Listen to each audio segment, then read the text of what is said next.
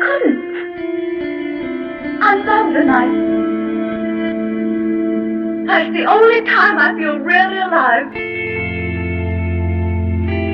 That's what David wants. Blood, I was to find, was a necessity as well. Vampire in love with a slayer. It's rather poetic. I am the monster the breathing men would kill. I am Dracula. Good evening, my fellow vampire lovers. The sun is going down, and you know what that means. It's time for me to record another episode of my podcast, The Beautiful Dead. As always, I'm your host, Lena Nazari. Easiest way to find me, lenanazari.com. You can sign up for my famed family. You can send me questions, or go find me on Instagram, The Beautiful Dead Podcast, and I do answer all my DMs. So if you've sent me a message and I haven't responded, it's probably lost, so do it again. But that I am the person responding, so you know, I have a lot going on. Give me a few days. Let's see. I went to Orlando, which was an absolute whirlwind. It is the biggest con I've done yet, and they tell you that there will be hundreds of thousands of people there, but until you see it, you can't imagine it. You know, I had big plans, but unfortunately, Mike Flanagan and Kate Siegel had to cancel last minute, and that's a bummer. But I was still pretty excited because Nicholas Hoult was going to be there, and we know him from Renfield and Nosferatu. However, and this is a good problem to have, I was so busy that I couldn't leave my table.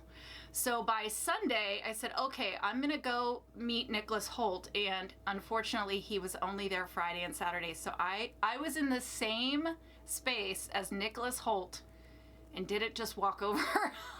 Oh, man. Hopefully he'll do more cons. I'll never forgive myself if that was my one shot and I didn't get to just say, I loved you in Renfield and Nosferatu. Speaking of Nosferatu, I did pre-order it. So it showed up yesterday. I'm very excited. So I'll have to do a rewatch here soon. Already sidetracked. Is that everything? I'm working on the 5th book, shopping around the screenplay for Bite Shift, hoping to turn that into a streaming series. If you're new to the channel, welcome. If you've been following me for a really long time, then you'll know that 2 weeks ago, I redid one of the things that I covered the very first year of this podcast when it was just audio only. I brought it back for YouTube and I covered Midnight Mass. Last week I was in the video store with Hack the Movies, Tony from Hack the Movies, and we did Dracula Untold, which is another one I have done previously. So then we meet Vlad's wife. Her name is Marina. Not the IUD, just the name Marina. It was so hard not to focus on that. As a nurse, every time he said Marina, I was like, oh boy. And Ingerus, not Icarus. Ingerus. So, of course, they're in love. Everybody's happy. That is not a good sign in horror movies. Yeah. Don't be that happy that early. Why wouldn't she be in love with him? I mean... I know, right? I mean... Yes. I mean, they don't call him the Impaler for nothing. I mean, come on. Come on. How long were you holding on to that joke? I actually just came up with that. Oh my God. I feel like I could have workshopped it a little bit more. It was a little clunky, but I think I got it. I got it. It's not the only thing he's not only impaling Turks. So I do plan to kind of insert a few things that I did the first 2 years that I really want to redo now that I'm on YouTube, but we will make sure to also do new things we haven't covered before, and that is what we are doing this evening. If you're audio only, you only listen to me on podcasts, consider going to my YouTube channel just to see my episode last week with Tony from Hack the Movies, because I just had an absolute blast. That was our Valentine's Day episode. If you joined me for the premiere and you were chatting with me, I thank you. And please, if you haven't already, please consider subscribing. It really does help me out so much. It doesn't cost you anything, and it makes a difference for me. I want to keep doing this for as long as possible. We are absolutely frigid temps here in Pennsylvania. I am not having fun. I do not like it. all the more reason to start planning my move to New Orleans. So, of course, I will keep you guys updated. It's not going to be for a year or so, but it is going to happen. I'm telling you, one of these days, I'm just going to be in a different room, in a place where it rarely snows, with jazz playing outside, and I absolutely cannot wait for it. So, my next con is not until May, and that will be Fan Expo Philly, one of my very favorite cons. I've been doing that for years now. Absolutely love it. Can't wait to go back. Of course, we'll be collaborating more with Vampa, the Vampire Museum, and then hopefully we'll do another recording with Tony from Hack the Movies while I'm out in the Philly area. So that's what I've got going on. But for March and April, I really need to focus on writing this 5th book. Really. I really need to buckle down. All right, without further ado, I can't postpone it anymore. We have to talk about it. We're gonna go ahead and do it. We are talking about Amityville Vampire. I stumbled across this. I knew of its existence, I had never seen it, and I stumbled across the DVD at this really cool record shop on Frenchman Street down in New Orleans, and so I snatched it up and I said, okay, I'm gonna do it for the podcast. And so, I did it. I watched it. Oh, I watched it. So, if you have never listened to this podcast or watched this channel, spoiler alerts, I do ruin everything. I talk about it from beginning to end, so you're going to know who gets turned, who gets killed, all that good stuff.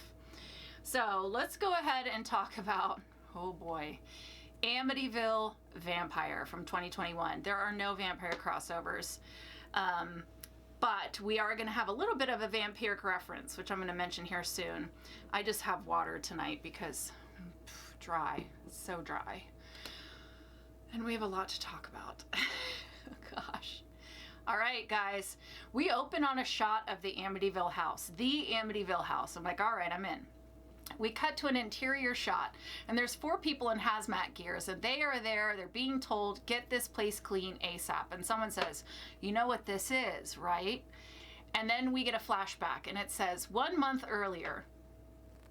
And there is a typo in the on-screen text.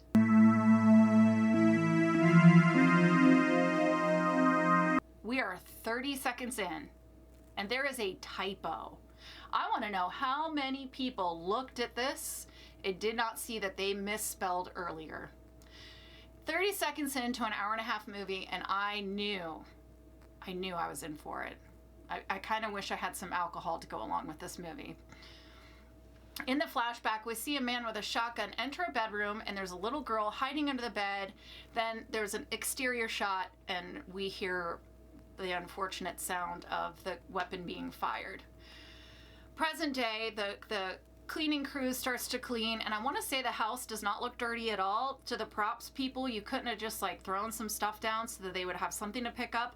Like, ridiculous. The kitchen floor is absolutely spotless, and this guy is getting down to scrub it, and I was like, they did not even try.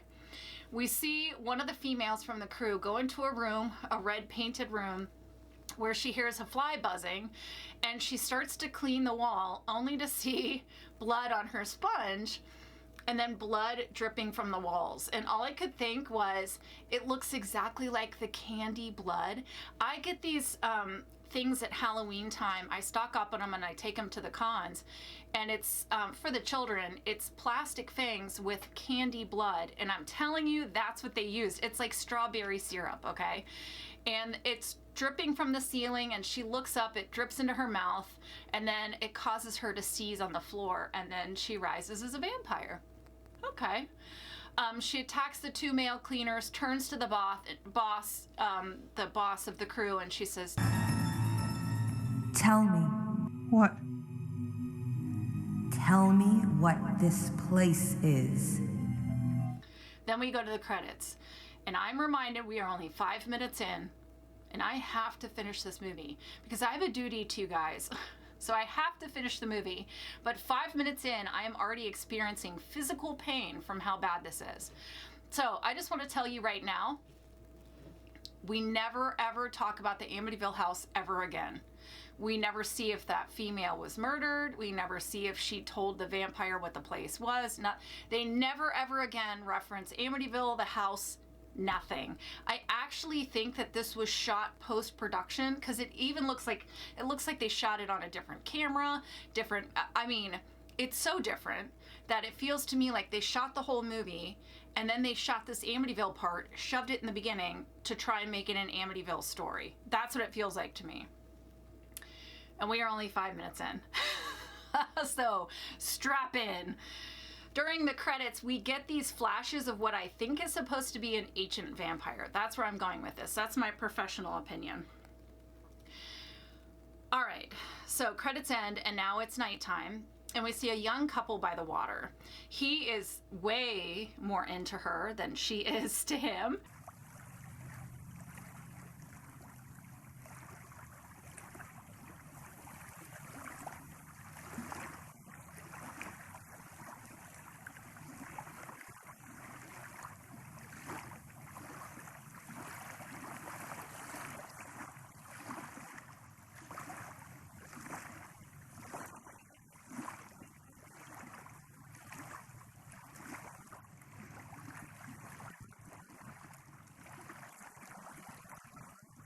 And he is mad that she won't put out.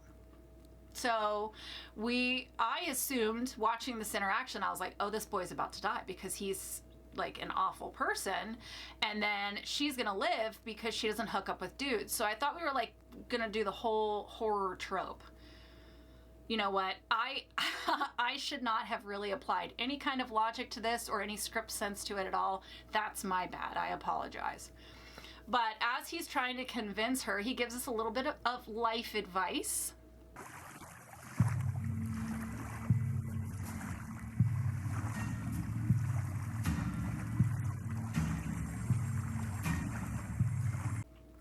And then he ditches her in the woods. He gets in the car and like takes off and he says, no action, no traction. What? So she's standing there trying to figure out what she's gonna do. And then she gets attacked by a naked woman. Jump cut. Jump cut. Now we see two guys, presumably they're at work, and one of them is Johnny, and Johnny's talking to his coworker. And we find out that he used to be a DJ, but now he's doing the responsible thing. He's got a real job, and he is taking his girlfriend, Fran, camping for the weekend, and he is going to propose. They are camping at a place called Red Moon Lake, and we find out that there is a history. So first we get this story. Legends starts on the night of a full moon, just like tonight's gonna be. And the moon was blood red, right? Hey, I was telling the story. Sorry, you are. Go on. As I was saying, the reflection of the moon in the water of the lake was red. Blood red. A woman named Gloria worked for a millionaire named, and here's our reference, Lilith. Yes, she was named Lilith. And I was like, okay, I perked up a little bit. And I was like, all right. Lilith arrives at the office and is, of course, super hot. And she explains that her and her father had a falling out and she is alone. She has no family. It's Thanksgiving weekend. And she's like obviously hitting on Gloria. And then she invites Gloria out to her cabin by Red Moon Lake. And I guess Gloria is a good person and doesn't want her to be alone on Thanksgiving. So she's traveling out to Red Moon Lake, and this bloody woman comes running out of the woods, chased by a man in fur. And Gloria gets out of the car to save this girl and gets knocked out. She wakes up in her underwear, chained in a basement, which, I mean, who hasn't that happened to? And the man slices the throat of the girl that Gloria was trying to save and then fills the glass with blood. At this point in time, Lilith comes in and we find out, she is a vampire. Let's pause. I want to talk about something, and it's actually not a vampire pause. Can we talk about how loud the music is compared to the spoken audio?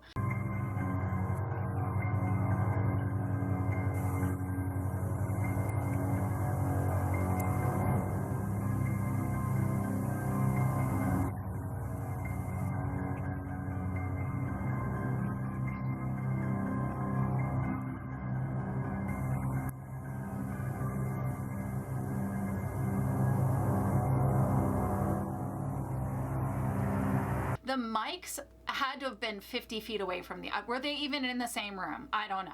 And then the music is like cranked up and the audio is so bad, so bad.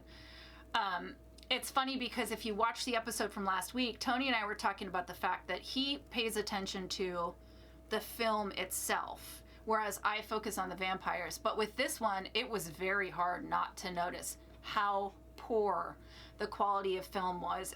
Even I knew it, and I did not study it. Anywho, I'm already distracted. So Lilith explains that the vampires are actually affected by the type of blood they drink. So if you drink from an empath, then you can feel empathy, which is something the vampires normally don't experience naturally because they don't have human emotion, apparently. And she knows that Gloria attempted to end her own life, and Lilith wants to experience an emotion that's as strong as major depression. I can't make this stuff up. Gloria begs for her life, but Lilith is not having it. She explains that she has friends upstairs that she wants to feed, and she wants to give them this amazing experience of feeling major depression. So she kills Gloria by, running a knife across her throat, and then fills a glass with depression blood. I don't know. I like Cabernet. Some people like depression blood. Really, it's whatever you like. So now we're back to Johnny and Fran. And he's like, okay, I have another story for you. It's a love story. So he tells the story of Caleb, whose daughter Chastity died. They lived out by the lake, and he's at his daughter's gravesite, and he's screaming out to God in frustration because he's lost his daughter and his wife is sick and dying. And he's like, God, why? Why would you put me through this? So then we see him at the cabin. He's at his wife's bedside. She's obviously very, very ill. And she says, I'm dying, but he's holding out hope that God will save her. And then there's a knock at the door. Who could it be? He opens the door with gun in hand, and Lilith is standing there. And this actress, by the way, side note, her name is Gin and Tonic, which awesome stage name. And every time she plays Lilith in these different stories, she has different wigs. And I gotta say, awesome wigs. I'm loving the wig. It makes me want to get a whole bunch of wigs. Anywho, so Lilith is standing there claiming to be an angel, and she asked to be invited in. So vampire pause. We've talked about that the emotion in the blood can affect the vampire, and temporarily the vampire can feel the emotion that is strongest in that human at the time, which wouldn't it always be fear because you're being eaten, but whatever. And now we know that vampires have to be invited in. She offers to heal his wife and give her a life without pain, but he knows about creatures of the night who take pleasing form, and she's like, well, how about this form? Perhaps this will persuade you. Chastity. Chastity, child. Come. Oh my God.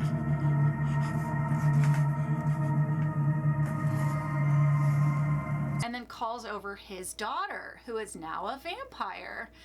They ask again to be invited in, and he needs time. Like he gave a whole, there was like a whole debate back and forth for a good 4 or 5 minutes. He pulls the cross and he's holding it up to them, and they don't react. So now we know vampires don't care about crosses. And she says, the cross is the symbol of my father's son. So she explains that she is Lilith, the first woman, that she would not lie underneath Adam. So she's cast out of the garden, and then Eve is made for Adam. So we know that story. And she's trying everything to get invited in. But Caleb knows about vampires, and he says, you know, you're sent by Satan to tempt me. And she challenges his faith by saying, hey, God didn't save your daughter, and he won't save your wife. So I'm standing here, you know, and I'm willing to do this for you. She even at one point like reaches and grabs the cross, which I thought that was interesting because she's not invited in. So if she can put her arm through the threshold, that doesn't really line up, but okay. Grabs the cross and pulls it out of his hand. So clearly crosses don't bother him at all, or her at all. He prays for God to send him a sign and show him why God allowed his wife to suffer. And I just want to know why God allowed this movie to be made. That's what I want to know. 30 minutes in. So his wife screams out in agony, and the vampires start to leave. And finally he relents, and he lets the vampires come in, and he leads them to his wife. What will it be, Caleb? Anything to save her, please! To save her! Very good. You must leave. Leave and do not come back until tomorrow night. Then he leaves the room, and we follow him, so we don't get to see how vampires are made, which is maybe it wasn't in the budget, or they just didn't care enough to write that. So the vampires come out and they say, she's sleeping, and I will return the next night, and your wife will rise. So whatever is happening, it takes a day, apparently. The next night, the vampires return, and Caleb's wife is now turned, and he is attacked by all three, and we get audio of him screaming that does not line up with his mouth. God, I've been a fool. I made a bargain with Satan. Now I'm paying for it.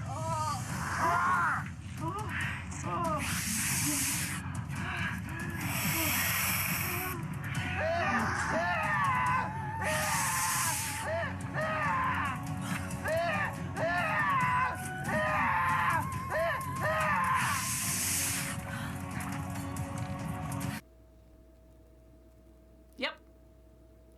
Okay. So now we're back to present day, and Johnny and Fran are arguing about whether Caleb's story is a love story or not. And during this argument, he explains that Chastity's grave is near the lake, and Fran is like, well, what about Caleb and his wife? And Johnny explains that vampires need to stay in the soil that they were buried in.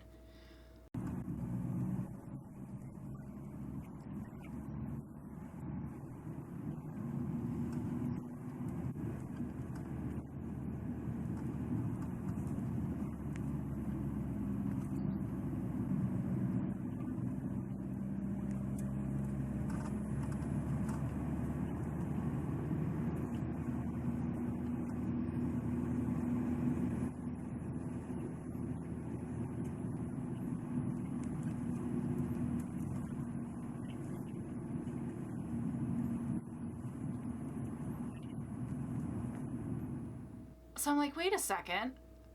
So if you need to sleep in the soil you were buried in, that implies that every vampire is buried before they rise. But he's like, no, Caleb and his wife don't have a grave.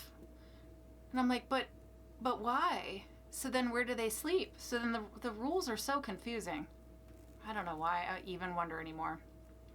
Then he explains that vampires don't cast a reflection in a man-made object. So not a mirror, but in the surface of water they would cast a reflection, which I thought that was interesting. That's an interesting rule.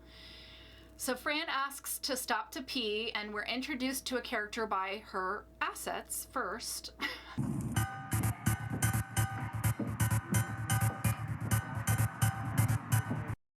And she comes out to the parking lot, and she knows Johnny from his DJ days, and she is hitting on him hard. And I have a very hard time watching the scene. I couldn't understand if Johnny was like into it or if he was really uncomfortable and trying to get rid of her. I cannot understand.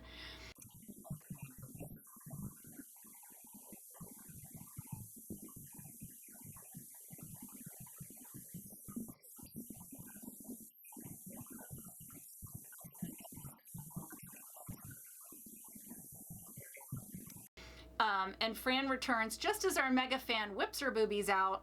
And the best part of the whole scene is that she and Fran have a little bit of a showdown. And she's like, men like women with curves. And she's like rubbing her boobs and stuff. And then she gets into her car, and it's got a handicap placard. A handicap placard. Like, you couldn't just take that down for that shot, really? So it kind of really just takes the sexiness out of it when you got a handicap sticker in your car. So now Fran is pissed, and they continue on their journey, and he's trying to talk himself out of it, but she's clearly not happy, and they reach the lake. And this is when I look down and go, oh my God, I still have 30 more minutes of this to watch. How, why, what is happening, and where is this headed? I could not, if you had asked me at that point in time, where is this headed, $1,000 to guess correctly, I would have been out $1,000. That's what I'm saying. So she gets over this whole thing real quick as they pull up to the lake, and she's like, oh, it's beautiful.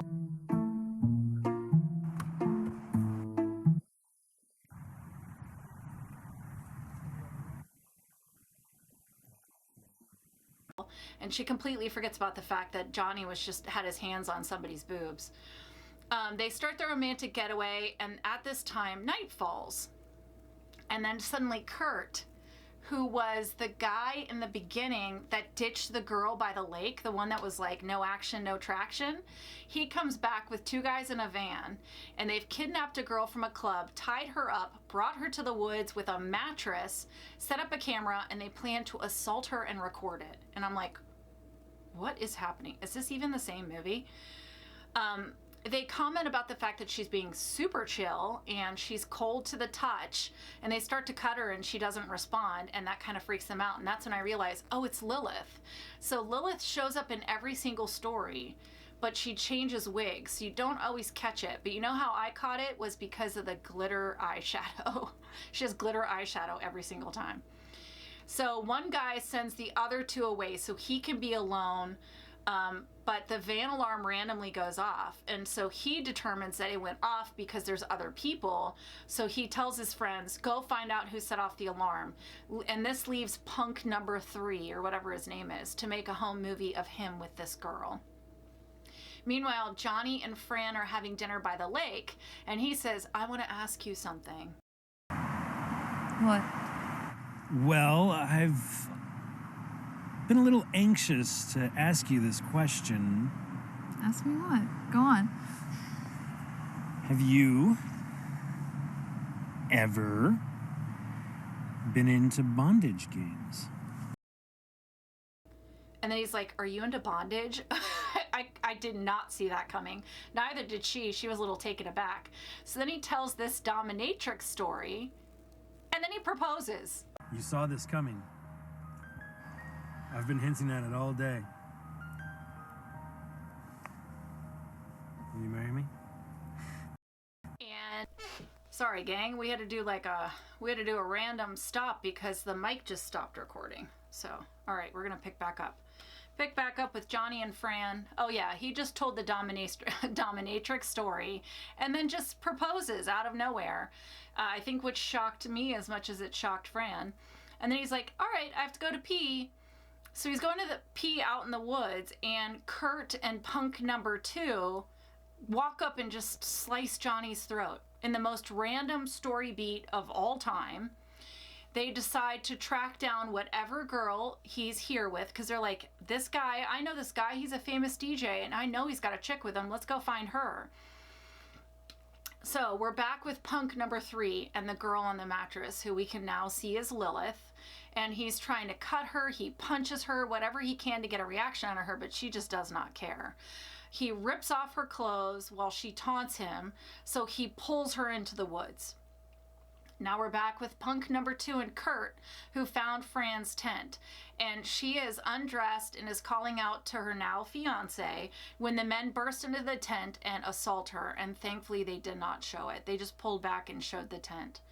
She escapes the tent and runs into the woods, but the men are done with her, so they want to return to their friend and the woman that they kidnapped so they can have 2 in one night.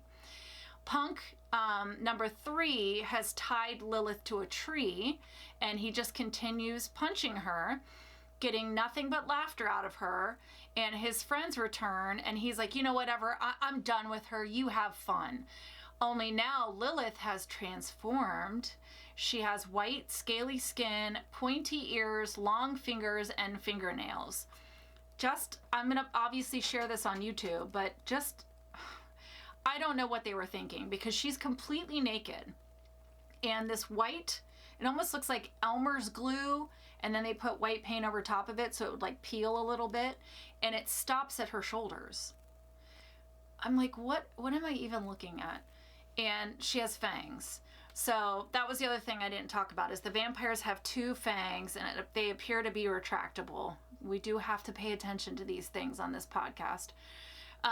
So Lilith has transformed. She like leaned down and then looked back up and had transformed into the worst Nosferatu-esque makeup I've ever seen. And she kills the men one by one. And then at one point, the blood is splattered on one of the windows of the van. And I swear it's tomato soup. I swear it is. You guys, if you're just listening, this is the time to definitely go check YouTube so you can see some of this. Hopefully they'll let me share it. Meanwhile, Fran is stumbling around in the woods and she sees vampires all come out. And they all are the different people that we saw in the previous stories. So that's where the stories all come together. And I'm staring at this.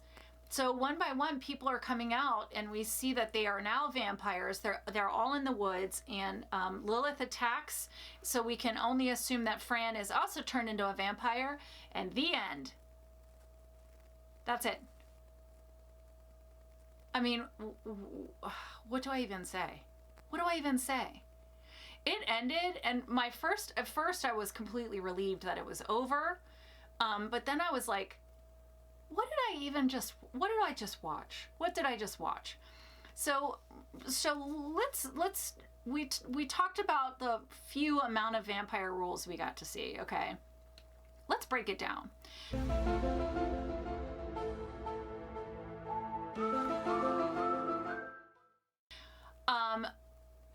First off, let's talk about tropes I love. Okay, I love using Lilith. Lilith is a great character. I think there's so much you could do with Lilith, and we should see more Lilith, right? Let's take a break from Dracula. Let's see more Lilith. That being said, what they did to her was inexcusable, and the storyline was so. All right, I'm getting ahead of myself. Let's talk about tropes I hate. I have nothing to say because there were so few vampire tropes that there was really nothing to even tap into. I mean, honestly, when I sat down and tried to break it all apart, there wasn't too much to the vampires. There really wasn't much substance at all. It didn't even really feel like a vampire movie. It felt like they were just this small part of this convoluted tale. I can't really do the ratings even because there was just so little to the vampires. Like, I started to think about how scary and evil are they. I don't know, because we didn't get enough of the storyline from Lilith to understand her motives. We don't know how they're turned. We don't know how they die. We never see anyone die. At one point, Fran even says, like, what about the stake to the heart thing? Johnny never addresses that. So we don't know how the vampires die. We assume they can only be in darkness because we only see them at night. We know they need to be invited in, but I don't know, I don't know how they're made. I don't know how they die. I don't know. So I couldn't even really rate them. And when it comes to sexiness and allure, they had hot girls play the vampires, and there was too many boobs, but they didn't feel sexy to me at all, and it didn't feel like they had any kind of special allure because Caleb was putting on a very good fight against the vampires, and he didn't seem tempted much at all. He was more tempted by the fact that he didn't want his wife to die than he was the actual vampires themselves. And I know they were supposed to be sexy, but they just didn't come across that way at all. So I finally was like, I'm not even going to do the ratings because I just don't feel like I can do it justice. So, first off, this movie has absolutely nothing to do with Amityville. Nothing. The beginning was definitely thrown together and just tacked on to make it an Amityville movie. I looked it up, and I guess originally it was just called Red Moon Lake, but then somebody had the bright idea to attach the Amityville house to it. But where did the vampires come from? I don't understand. Was that I don't understand. And if we were supposed to be seeing, if the beginning flashback was supposed to be Ronald DeFeo, then that means that the cleanup crew came a month after the DeFeo murders, which means it would have been the 70s, but they weren't. That doesn't line up. And then where does Lilith tie into the Amityville house? It doesn't make any sense. And I just want to say, I love the Amityville movies. I'm actually going to do an episode one day just on haunted house movies because I love that so much. But shame on them for even using the name Amityville. Shame on you.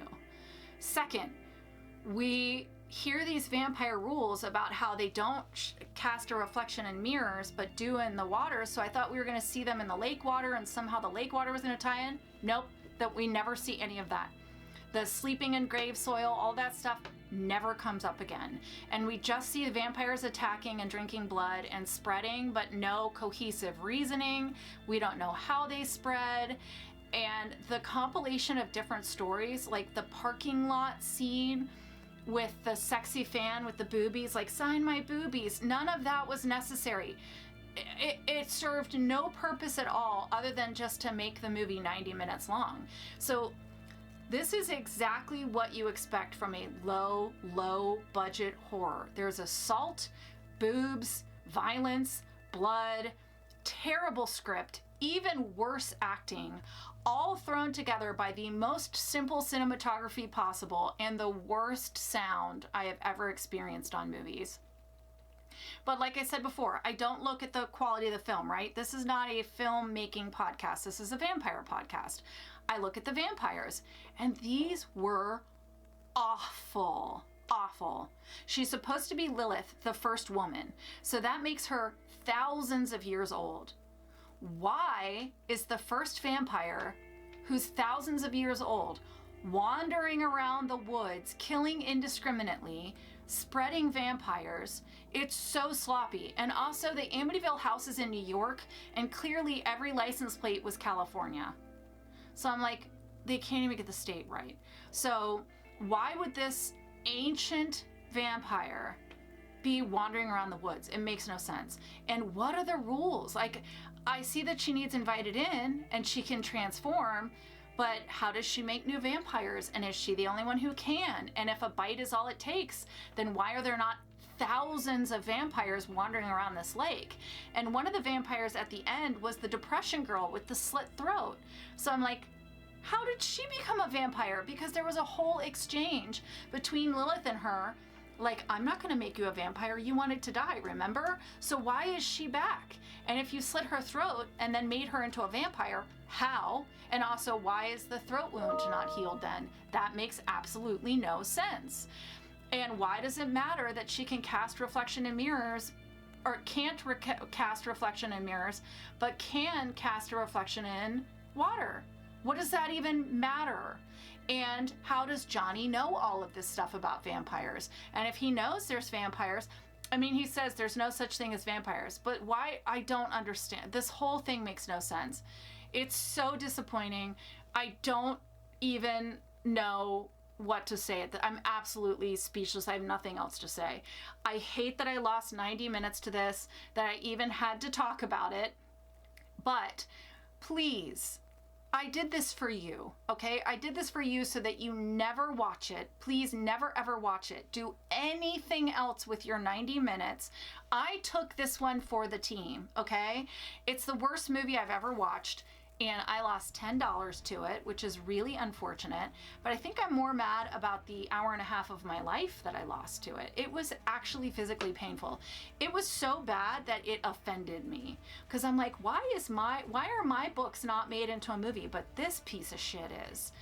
All right, we're done. We're not talking about it anymore. So next week, we are going to do one from my very first year doing this podcast so that we can now have it on YouTube. I want to go back and do it now that I have a better idea of everything, and I've been doing this for 5 years now. So we are going to talk about John Carpenter's Vampires. I do recommend watching that one. So if you can, watch it before next week and then come back and join me for this amazing 90s classic.